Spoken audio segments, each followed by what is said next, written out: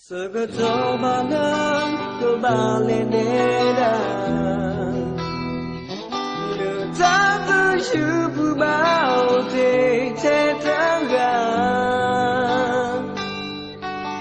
Suci koyan Kedai dan nejang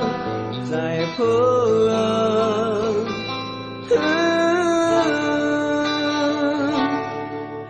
Letak pelambe pun bau jidotan Mesumu toya tak bukan tepat Itu toya basah Dinyala terlibat Bila ya tak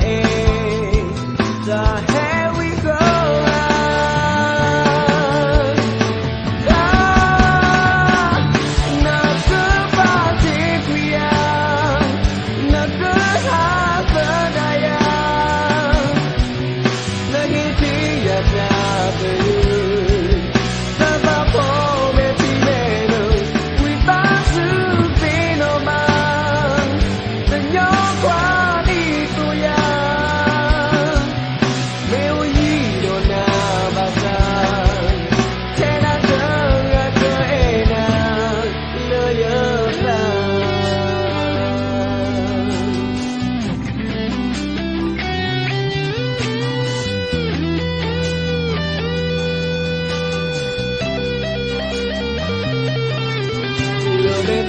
Beno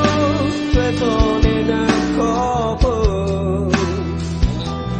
na kwa komo kita katu segeto meba ku kuala yenda senatua